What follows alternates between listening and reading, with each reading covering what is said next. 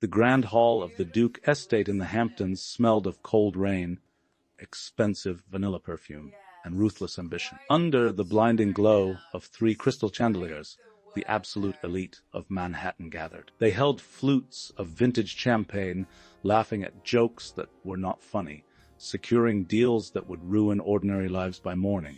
Clara Hayes stood entirely still against the cold marble of a structural pillar. She was a ghost in her own house. She wore a cream silk dress. Once it might have been elegant, but tonight, next to the sea of tailored haute couture and imported velvet, it looked wrinkled, exhausted, and desperately out of place. Her pale, soft oval face was devoid of heavy makeup. Her blonde hair fell in quiet waves over her shoulders. She had mastered the art of taking up no space at all, breathing shallowly so no one would look her way. But her left hand betrayed her quietly. On her ring finger rested a tarnished silver band. It was too tight. It had always been too tight. It bit into her pale skin, leaving a raw, angry red mark that throbbed with every beat of her heart. 3 years. It had been 3 years since Julian Duke's grandfather forced that ring onto her finger, demanding that the reckless heir marry the quiet, indebted girl to stabilize his public image. The grandfather had died a month after the wedding, and with his final breath, Clara's existence in the Duke family had officially ended. "Excuse me?" A sharp voice broke through the low hum of the orchestra. Clara blinked, looking up. One of the catering staff, a young woman who looked entirely overwhelmed, was thrusting a heavy silver tray toward her. Vance requested more champagne for the center table. The girl whispered frantically, clearly mistaking Clara for a senior servant. "I have to fetch the caviar." "Please."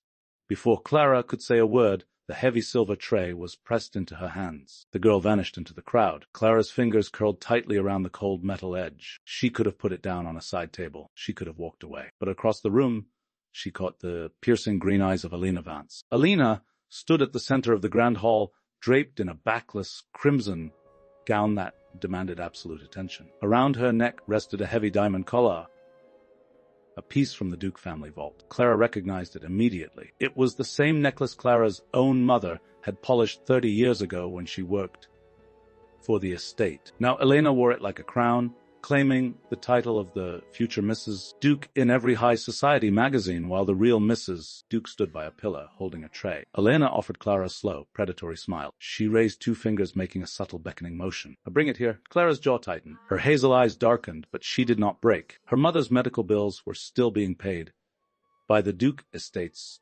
secondary accounts. One wrong move, one public tantrum, and Julian would cut the funding without a second thought. So Clara walked. Her steps were silent on the polished marble floor. She kept her spine rigidly straight, her delicate jaw set in quiet composure as she navigated through the sea of billionaires and socialites. She approached the center circle just as the crowd parted to make way for the king of the room, Julian Duke. The media called him the Duke of Manhattan. He was tall, broad-shouldered, and terrifyingly handsome. His charcoal bespoke suit fit him like armor. His deep-set, cold gray eyes scanned the room with the casual arrogance of a man who owned everything he looked at. He walked straight toward Elena, wrapping a possessive arm around her waist. The crowd murmured in admiration. The perfect power couple. Clara stopped just 2 feet away, holding the silver tray out toward Elena. Finally, Elena said, her voice dripping with fake sweetness, "Julian, darling, take a glass. You must be parched from the drive."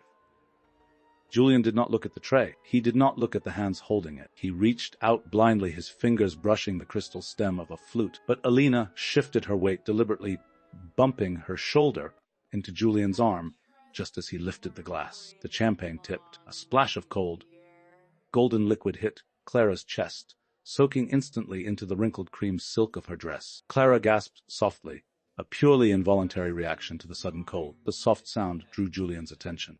For the first time in 3 years, the Duke of Manhattan looked directly into the eyes of his legal wife. The orchestra seemed to fade into a dull hum. The surrounding guests turned their heads, their conversations dying out as they noticed the spilled wine and the visibly out-of-place woman holding the tray. Clara's knuckles turned white. The silver ring cut deeper into her inflamed skin, a burning reminder of her invisible chains. She waited for a spark of recognition in his gray eyes. She waited for anger, for annoyance, for a hushed demand to leave the room. She received something far worse, absolute, chilling indifference. Julian stared at her pale, tired face. He noted the cheap dress, The wet stain, the trembling hands holding the silver tray. His expression did not change. There was no guilt. There was no memory. He tilted his head slightly, adjusting the silver monogrammed pocket watch in his vest. "My apologies," Julian said. His voice was smooth, deep, and devoid of any real warmth. He looked at her as if she were a mildly defective piece of furniture that had been placed in his path. Then, loud enough for the entire inner circle to hear, he narrowed his eyes and asked, "Remind me of your name." The room went dead silent. Then, a soft snicker escaped from one of Elena's friends. It rippled through the crowd, turning into a low, collective murmur of amusement. They were laughing at the clumsy servant. They were laughing at the nobody who had dared to stand too close to the Duke. Elena smirked, sipping her champagne. Clara did not answer. Her heart hammered against her ribs, but her face remained a mask of flawless, terrifying calm. The red mark on her ring finger throbbed, a sharp, searing pain that anchored her to reality. He did not remember. The man who owned her life on paper did not even know her face. She looked at Julian Duke. She did not cry. She did not tremble. Instead, Clara stepped back, bowing her head just a fraction of an inch in a perfect, servant-like dismissal. She turned around, carrying the heavy silver tray, and walked away in absolute silence, leaving the laughter of the room behind her. The heavy oak doors swung shut behind her, cutting off the laughter and the classical music. Clara stepped into the narrow service hallway behind the estate's main kitchen. The air here smelled of industrial bleach and roasted meats, a sharp contrast to the vanilla and expensive champagne of the Grand Hall. The fluorescent lights overhead flickered, casting long, hollow shadows against the bare concrete walls. She walked until she reached a stainless steel prep counter. Carefully, almost mechanically, she set the silver tray down. Only then did she allow her shoulders to drop. The champagne stain on her cream silk dress clung to her skin, turning cold as the ambient draft hit her chest. But the chill in the air was nothing compared to the absolute freezing numbness spreading through her veins. "Remind me of your name." The words echoed in her mind, not out of anger, not out of malice, out of pure, devastating indifference. Julian Duke had looked at his legal wife of 3 years and seen absolutely nothing. Clara looked down at her trembling left hand. The tarnished silver ring sat heavy on her swollen ring finger. It was a cheap, simple band. Julian's grandfather, Arthur Duke,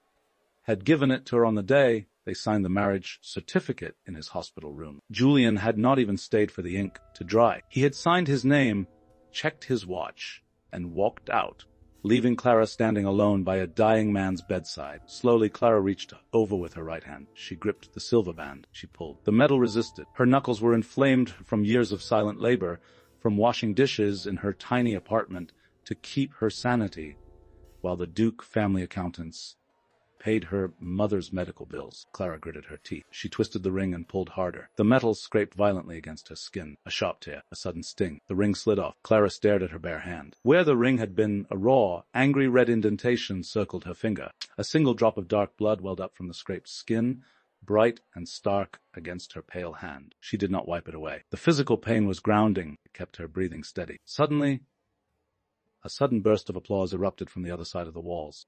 The sound system of the Grand Hall cracked to life, carrying the smooth, commanding voice of Julian Duke into the service corridors. "Ladies and gentlemen," Julian's voice resonated through the hidden speakers. "I want to thank you all for being here tonight. But there is a secondary reason for this celebration."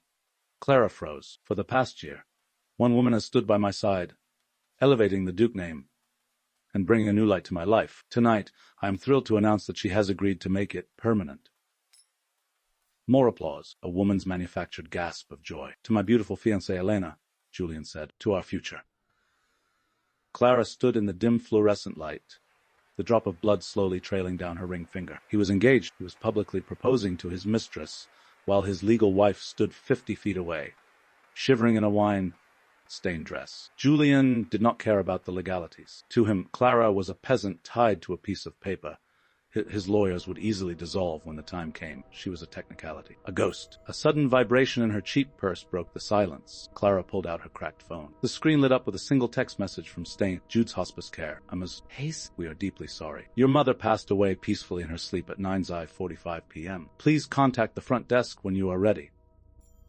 Clara stopped breathing. She stared at the glowing letters until they blurred, but she forced her eyes wide open. She refused to let the tears fall. The Duke family's secondary accounts had kept her mother alive on life support for 3 years. That was the deal. Clara endured the invisible marriage, the isolation, the complete erasure of her own life, just to keep her mother breathing. But the monitor had flatlined. The chain was broken. Julian Duke no longer owned her. Clara placed the phone on the steel counter. She closed her eyes, and in the darkness behind her eyelids, she remembered the raspy voice of Arthur Duke lying in his hospital bed just days before his death. "Vef, Julian is a fool, Clara."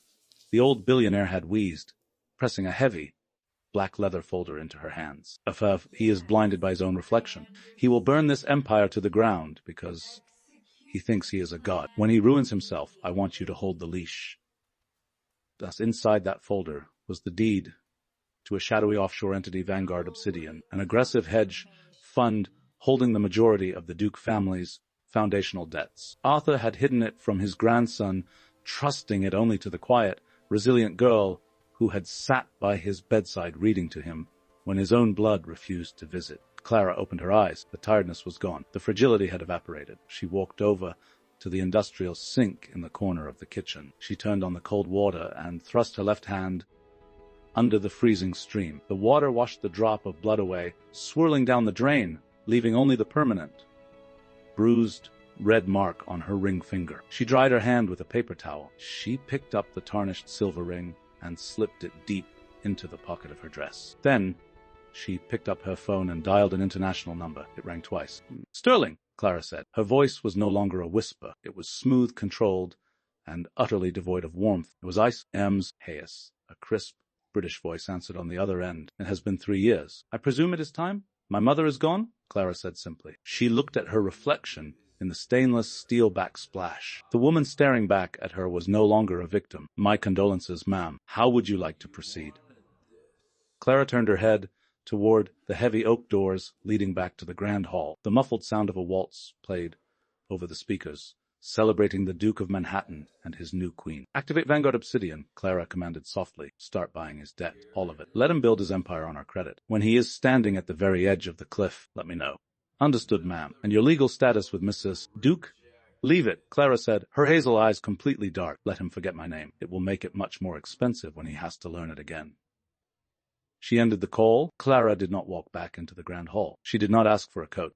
She pushed open the heavy metal service door and walked out into the freezing Hamptons rain, leaving the mansion, the mockery, and the ghost of Clara Duke behind. 5 years is a long time in Manhattan. It is enough time to build skyscrapers, destroy legacies, and completely erase a person from memory. For Julian Duke, erasing Clara Hayes took exactly 1 week. After she walked out of the Hamptons estate, she simply vanished. When Julian finally ordered his lawyers to dissolve the marriage quietly, to clear the path for Alina, they hit a brick wall. There was no forwarding address, no bank activity, no footprint. Clara had dropped off the face of the earth. For a brief moment, Julian was annoyed by the dangling legal thread, but he was the Duke of Manhattan. He operated above the law. He simply instructed his legal team to bury the paperwork and went back to conquering the city. Elena Vance moved into the master suite of the Hamptons estate. She spent millions redesigning the interior, replacing Arthur Duke's antique mahogany with cold modern glass. She wore the family diamonds to every charity gala, posing for the cameras,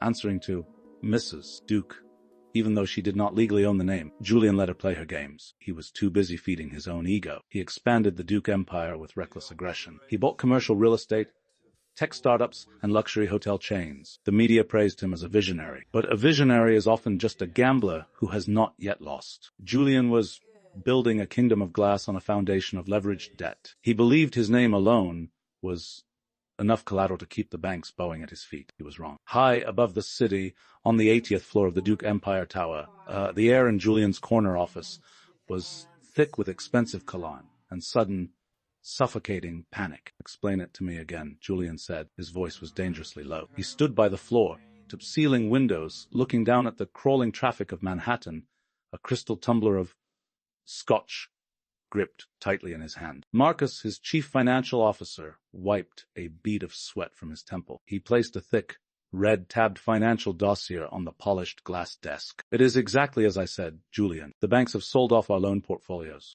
The restructuring debt from the hotel acquisitions, the bridge loans for the tech expansion, even the original mortgages on the Hamptons estate."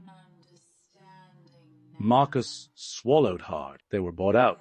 Julian turned around. His sharp gray eyes narrowed. Banks sell debt all the time, Marcus. Who bought it? A private hedge fund based out of London. Marcus replied, his hands trembling slightly as he flipped the dossier open. Vanguard Obsidian. They have been quietly acquiring our commercial paper for the last 3 years. We didn't notice, because they did it through shell companies and third-party brokers. But as of this morning, they have consolidated everything under their primary umbrella.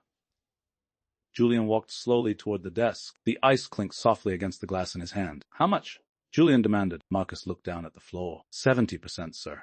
Vanguard Obsidian now holds 70% of the Duke family's total debt, if they call in the margins. We will not have the liquidity to cover it. They could force us into liquidation. For a second, the great Duke of Manhattan looked entirely mortal, but Julian's arrogance was a shield forged over a lifetime of privilege. He scoffed, setting his scotch down on the glass desk with a sharp thud. Panic is for poor people, Marcus. Julian sneered, adjusting his tailored suit jacket. This is just a corporate shark trying to smell blood. Vanguard Obsidian wants a seat at the table. They want leverage. Find out who runs the fund. Get me a name, a price, and a meeting. Invite their managing partner to Elena's charity auction this weekend. Tell them the Duke is ready to negotiate. Marcus nodded hastily, gathering the files. I will reach out to their legal proxy immediately. Do that, Julian said, turning back to the window. No one corners me in my own city.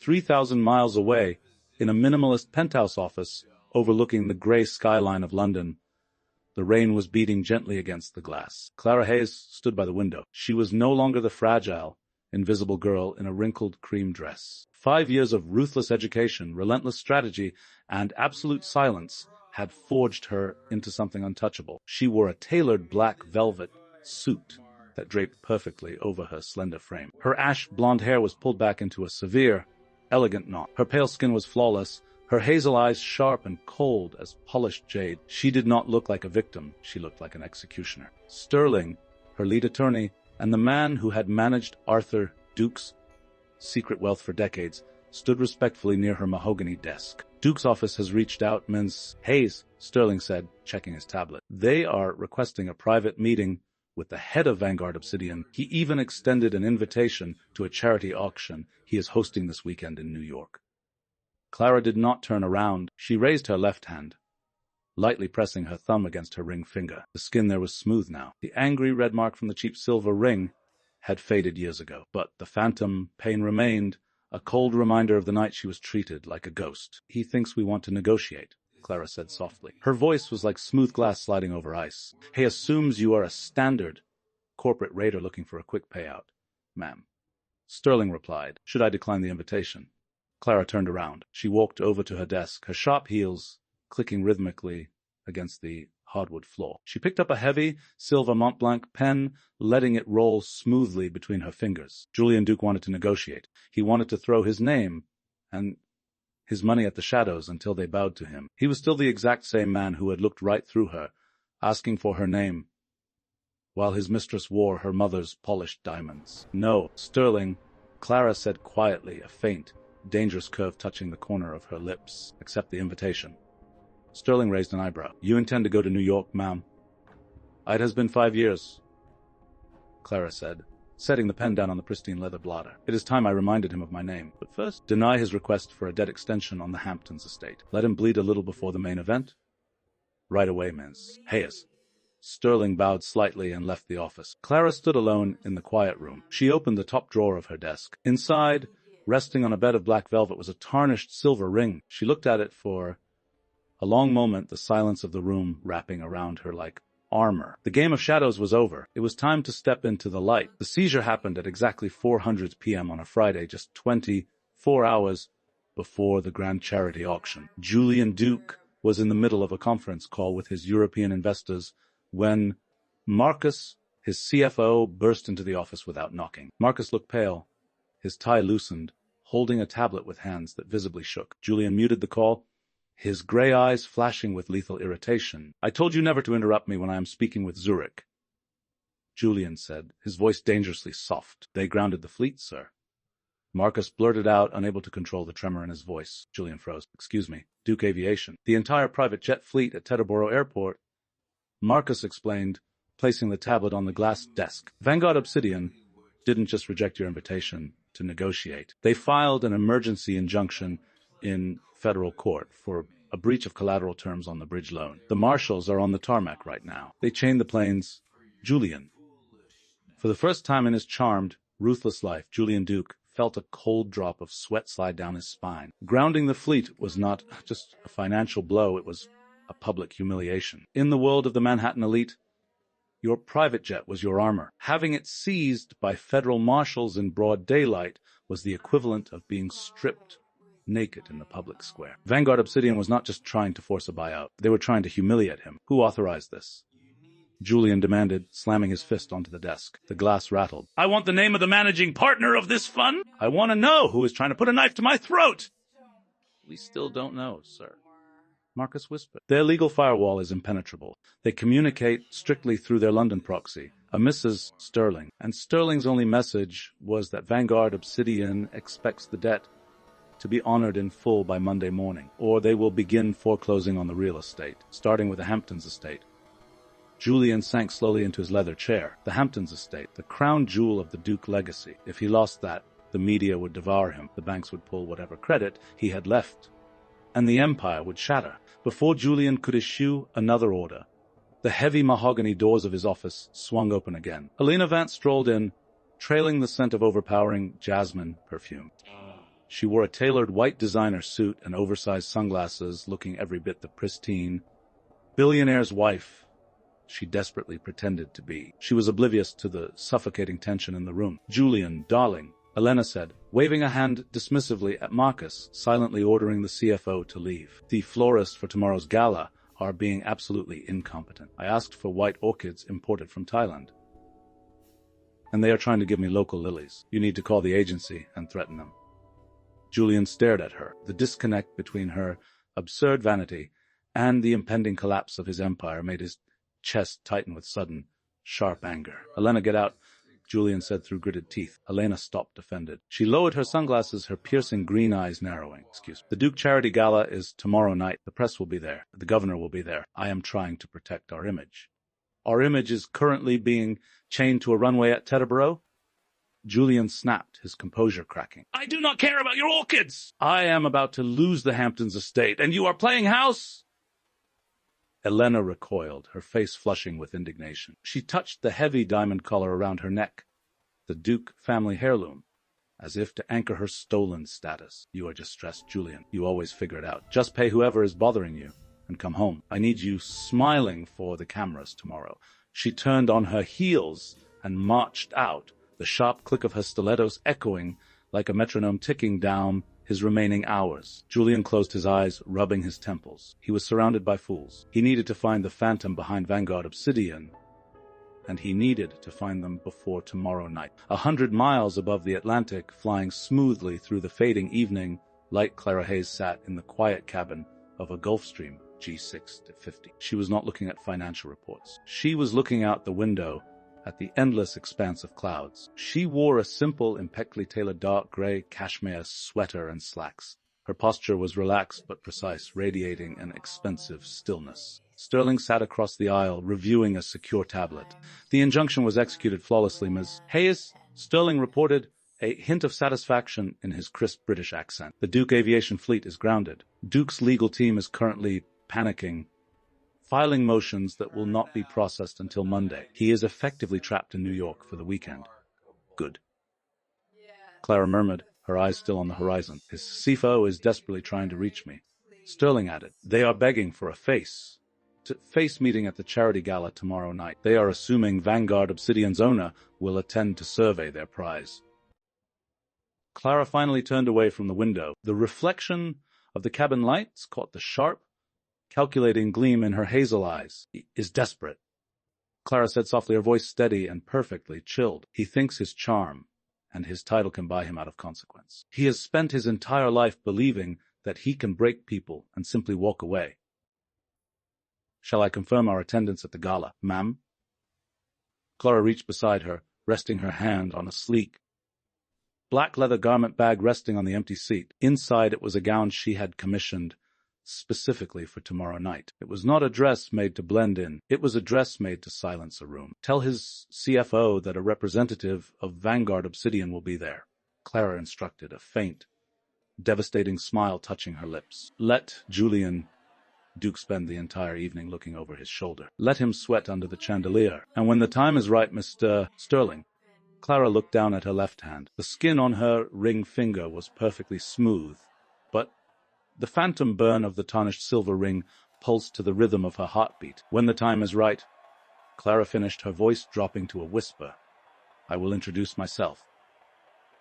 The grand hall of the Hamptons estate was ablaze with light, just as it had been 5 years ago. Under the 3 massive crystal chandeliers, the Manhattan elite gathered once again. The orchestra played a sweeping waltz. Waiters carrying heavy silver trays navigated the crowd, offering vintage champagne to billionaires, politicians, and socialites. On the surface, the Duke Charity Gala was a masterpiece of wealth and stability. Beneath the surface, the floorboards were rotting. Julian Duke stood near the grand staircase, a polite smile plastered across his handsome face, though his jaw was clenched so tightly his teeth ached. Every time his phone buzzed in his tuxedo pocket, his heart executed a violent, erratic beat. His private fleet was still chained to the tarmac at Teterboro. The banks were ignoring his calls. He had spent the last 3 hours scanning the room, searching the faces of his guests for anyone who looked like they held the leash to his empire. A few feet away, Elena Vance was holding court. She wore a backless emerald gown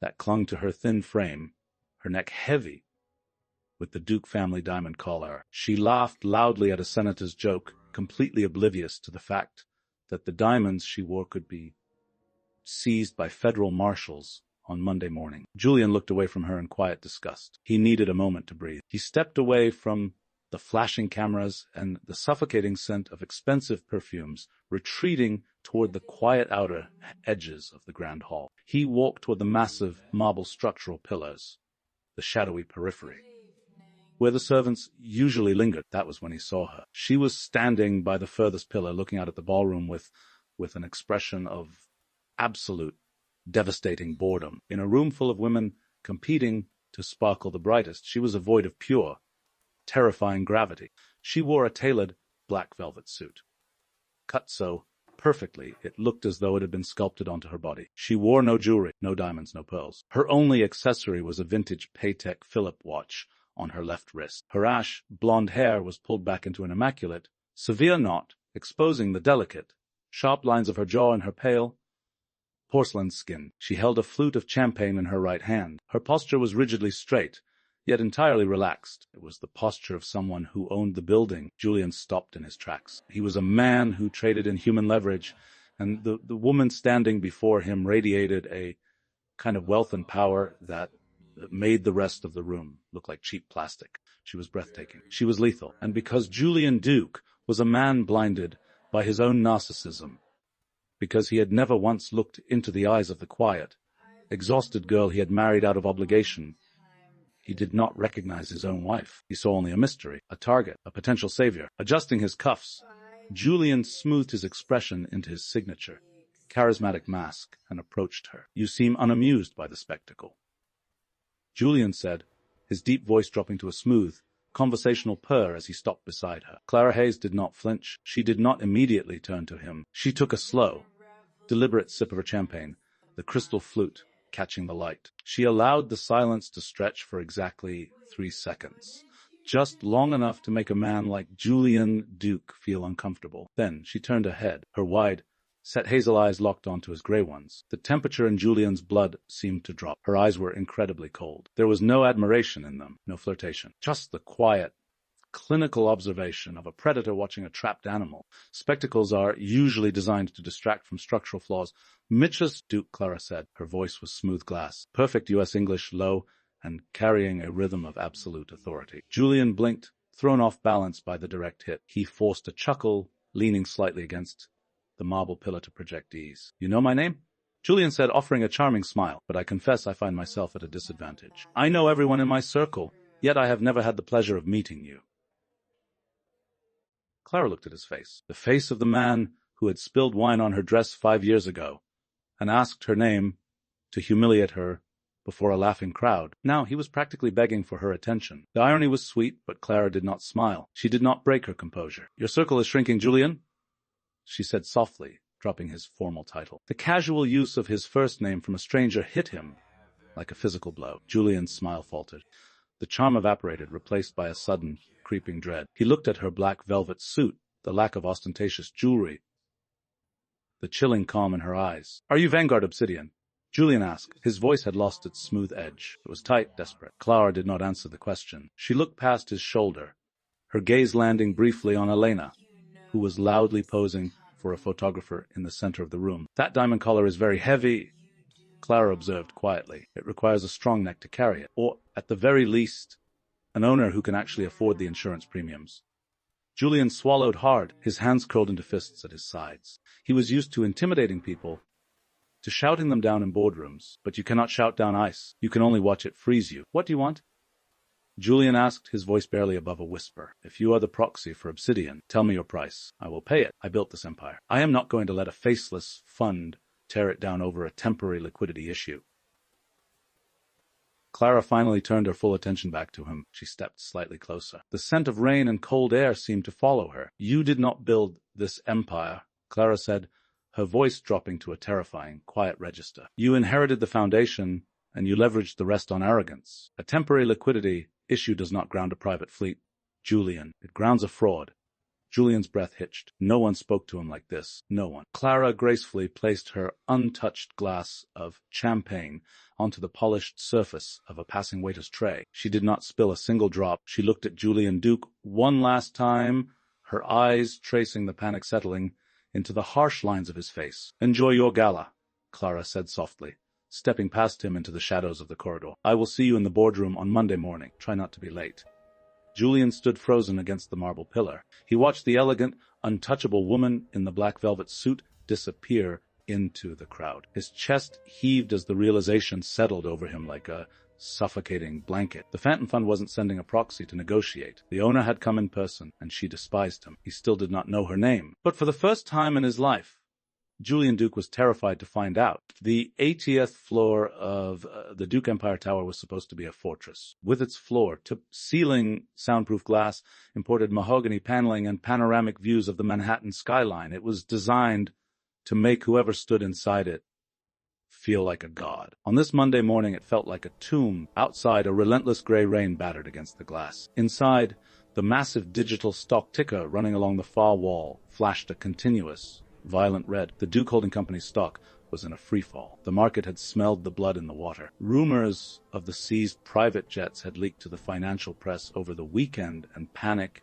had triggered a massive sell-off. Julian Duke stood at the head of the long, polished walnut conference table. He had not slept in 48 hours. The perfect, arrogant mask he had worn at the charity gala was gone. His charcoal suit jacket was thrown carelessly over a chair. His silk tie was yanked loose, and his collar was unbuttoned. His eyes were bloodshot, darting frantically across the scattered legal documents covering the table. Around him sat 12 of the most expensive corporate litigators in New York City. They all stared at their laptops in grim, defeated silence. "Find a loophole," Julian roared, slamming his fist onto the walnut table. The coffee cups rattled. "They are a foreign entity executing a hostile takeover of domestic assets. File an antitrust injunction. Call the federal regulators. Do something to freeze their margins."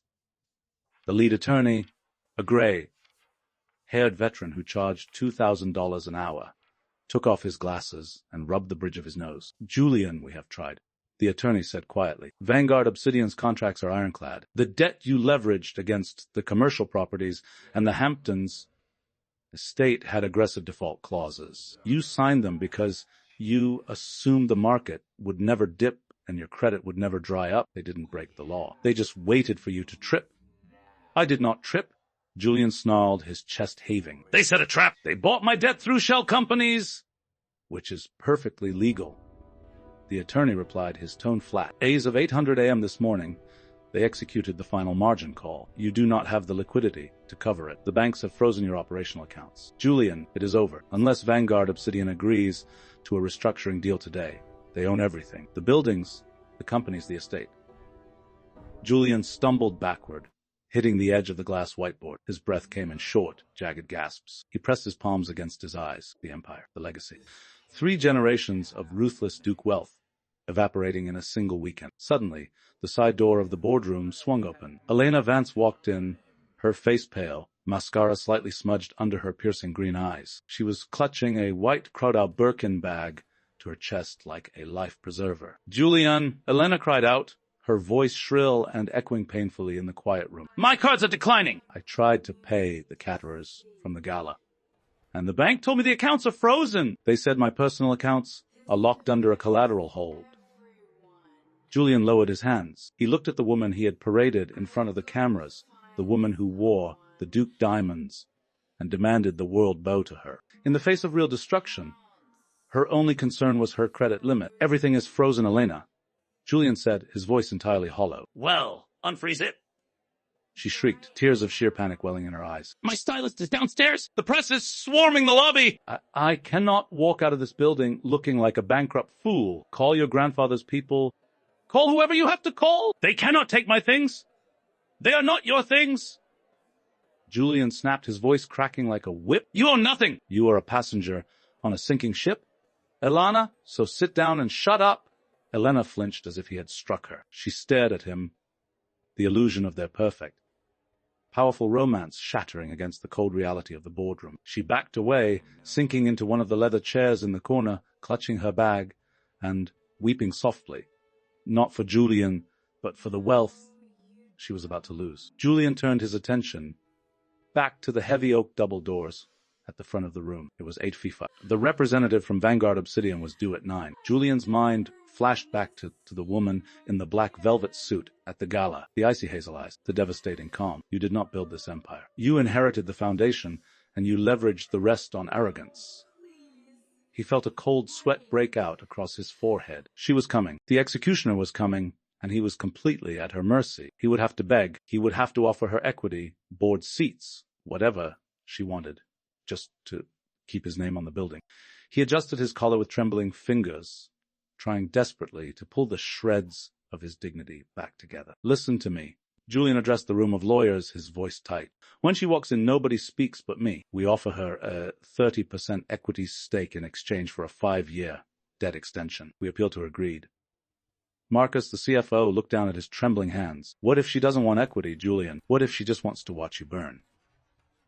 Julian did not have an answer. The digital clock on the wall shifted. 9:00 a.m. Out in the private executive hallway, a soft electronic chime rang out. The VIP elevator had arrived. The entire boardroom went dead silent. The lawyers stopped breathing. Elena stopped crying. Julian stood frozen at the head of the table, his heart hammering violently against his ribs. Through the soundproof walls, they could hear the distinct, rhythmic click, click, click of sharp heels walking across the marble floor of the corridor. The footsteps were unhurried, deliberate. They sounded like the ticking of a very expensive, very lethal clock. The footsteps stopped right outside the boardroom. Julian gripped the edge of the walnut table so hard his knuckles turned white. He stared at the brass handles of the heavy oak doors. Slowly the handles turned. The heavy oak doors swung inward. The brass hinges did not make a single sound. Sterling stepped into the room first. He carried a sleek, black leather briefcase, his expression a mask of British stoicism. He stepped aside, holding the door,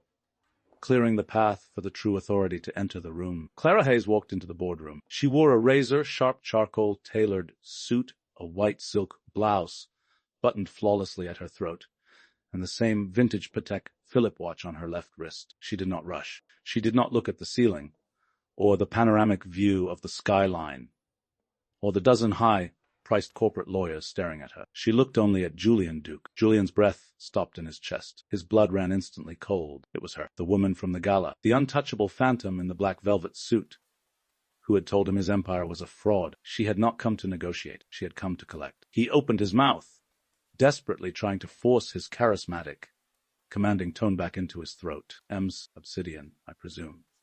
"Clara!" The shrill, hysterical shriek tore through the quiet room. Julian flinched, turning toward the corner. Elena Vance had leaped out of her leather chair. She was pointing a manicured finger at Clara, her green eyes wide with a mixture of shock and sheer outrage. "What are you doing here?" Elena screamed, her voice cracking. "How did you get past security?" "Julian, this is your pathetic wife!" She must have heard about the crisis and come crawling back to beg for a divorce settlement. Have her thrown out? The boardroom went deathly silent. The 12 corporate lawyers froze, their eyes darting wildly between the hysterical woman in the corner, the panicking billionaire at the head of the table, and the cold, elegant woman standing at the door. Julian's mind short-circuited. He stared at Clara, his wife. He searched the sharp, aristocratic lines of her face, the pale porcelain skin, the wide-set hazel eyes. The memory hit him like a physical blow to the stomach. The cream silk dress, the spilled champagne, the trembling hands holding a silver tray 5 years ago. Remind me of your name? The woman he had humiliated in front of his entire social circle. The woman whose name he could not be bothered to remember. The woman he had tried to charm at his own charity gala. Just 48 hours ago. It was all the same woman. Julian took a stumbling step back, his legs hitting the edge of his chair. Clara.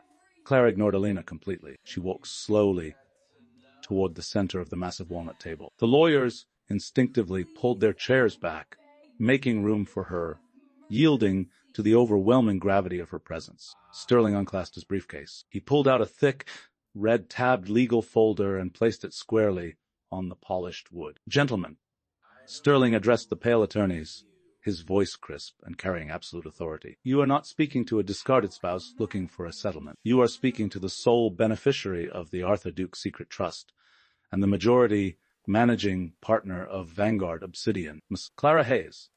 One of Julian's senior lawyers actually dropped his pen. It clattered loudly onto the floor. Elena let out a strangled gasp, her hands flying to her mouth. The heavy diamond collar around her neck suddenly looked less like a crown and more like a noose. Julian could not speak. The room spun around him. Vanguard Obsidian, his grandfather's trust, the billions of dollars in debt that had systematically strangled his companies over the last 5 years. It was all her. The invisible ghost he had stepped on had spent half a decade quietly buying the ground beneath his feet. Clara stopped at the head of the table, directly across from Julian. She reached into the pocket of her charcoal blazer. Her pale fingers emerged holding something small. She held her hand over the center of the walnut table and slowly opened her palm. A tarnished silver ring dropped onto the wood. Clink, the sound was tiny, but in the dead silence of the boardroom it echoed like a gunshot. Julian stared at the cheap, worn band of metal. He remembered the hospital room. He remembered his grandfather's dying wheeze, forcing him to sign the marriage certificate. He remembered walking out before the ink was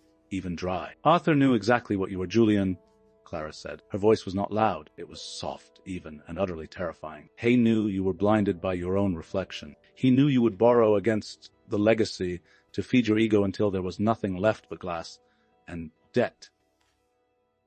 Julian placed his trembling hands on the table, trying to support his failing weight. Clara, please. We are still married. You are my wife. We can restructure this. I will give you the board seats. I will give you half the shares. You don't have to do this. I don't want your shares, Julian. Clara replied, her hazel eyes completely devoid of mercy. They are worthless. Your operational accounts are frozen. Your private fleet is chained. The Hamptons estate is in default. I did not come here to restructure. She placed her hand flat on the red, tabbed legal folder. I came here to foreclose. No, Julian screamed, the last shred of his sanity snapping. His legs finally gave out. He collapsed, his knees hitting the thick carpet with a heavy thud. He gripped the edge of the walnut table, looking up at her from the floor. The great Duke of Manhattan, the man who demanded the world bow to him, was kneeling in front of the wife he had erased. Elena was sobbing hysterically in the corner, clutching her crocodile bag, but Julian did not even look at her. He was staring at Clara, at the absolute expensive stillness of her posture, at the woman who held his life, his name, and his future in her hands. His mind was fracturing. He had never known her. He had never seen her. And now, as she destroyed him, he realized he didn't even know who he was pleading with. Who are you? Julian choked out, tears of sheer panic spilling over his eyelashes. His voice broke into a desperate, pathetic whisper. Just tell me who you really are. Please, remind me. Remind me of your name. Clara looked down at him. She looked at the bloodshot eyes, the ruined suit, the shattered arrogance. She felt the phantom burn on her left ring finger fade into nothingness. She held his gaze for one long, agonizing second. No. Clara turned around. She did not wait for a response. She did not look back. She walked toward the heavy oak doors, the rhythmic click of her sharp heels ringing out as she left the room, the ruins of the Duke Empire and Julian behind her in absolute silence. The fall of the Duke of Manhattan took exactly 3 days. When the financial markets opened on Tuesday morning, Vanguard Obsidian executed the foreclosure. The corporate restructuring was swift, clinical, and absolutely ruthless. Julian Duke's name was stripped from the tower on the 80th floor. The tech startups were sold off to cover the severances of the employees he had nearly ruined. The luxury hotel chains were liquidated. The media frenzy was biblical. Every major financial network ran the story of the arrogant billionaire who had leveraged his legacy into dust, only to be consumed by a shadow fund owned by his estranged wife. Elena Vance did not wait for the dust to settle. The moment she realized the credit cards were permanently frozen, the devotion vanished. While Julian was locked in endless, humiliating depositions with federal bankruptcy lawyers, Elena packed 3 suitcases with designer clothes, slipped a few untraceable luxury watches into her crocodile bag, and caught a commercial flight to Miami. She left the heavy diamond collar on the nightstand of the Hamptons estate, knowing the marshals would arrest her if she tried to cross state lines with a seized asset. She did not leave a note. By Friday evening, Julian Duke had nothing. His accounts were zeroed out. His allies in the elite circle had immediately stopped taking his calls, treating his name like a contagion. The rain in the Hamptons was freezing. Julian stood outside the massive black iron gates of the Duke estate, the same gates he had driven through thousands of times in chauffeured cars, the same gates Clara had walked out of 5 years ago, alone and bleeding in the rain. He was soaked to the bone. His charcoal suit, once a symbol of his absolute authority, was heavy and ruined with mud, his hair plastered to his forehead. He gripped the cold iron bars with trembling hands, staring through the metal at the sprawling mansion sitting at the end of the long, manicured driveway. 2 private security guards in black raincoats stood on the other side of the gate, watching him with blank expressions. They had orders not to let him on the property. He was a trespasser. A pair of headlights cut through the heavy rain, a sleek midnight black rolls. Roy's Phantom glided smoothly down the private road leading to the estate. The tires hissed against the wet asphalt. Julian turned his head, his bloodshot eyes widening. His chest heaved with a sudden, desperate surge of hope. It was her car. "Clara!" Julian yelled, his voice cracking violently over the sound of the storm. He stepped away from the gate, stumbling toward the edge of the road, raising his hand. "Clara! Stop the car! Just let me talk to you, please!" The Rolls-Royce did not slow down. Inside the quiet, climate-controlled cabin of the car, Clara Hayes sat in the plush leather-back seat. The ambient lighting glowed softly against her flawless, pale skin. She wore a simple white cashmere coat. The tension in her shoulders was entirely gone. Sterling sat in the front passenger seat, glancing briefly at the rearview mirror. Should the driver slow down, Ms. Hayes? Sterling asked quietly. Clara looked out the tinted window. Through the rain-streaked glass, she saw the blurred, pathetic figure of Julian Duke. She saw his mouth moving, screaming a name he had once been too arrogant to remember. She saw him reaching out for the car, desperate for a scrap of her attention, for a chance to manipulate her one last time. She looked down at her left hand. The skin was smooth. The ghost of the tight, tarnished silver ring had finally vanished. She was free. Clara picked up a crystal flute of champagne from the center console. She took a slow, deliberate sip. "Keep driving, Mr. Sterling," Clara said softly. She did not lower the window. She did not look back. The Rolls-Royce swept past the ruined man on the side of the road, the heavy iron gates opening automatically to welcome the true owner home, before sliding shut with a final, echoing clang.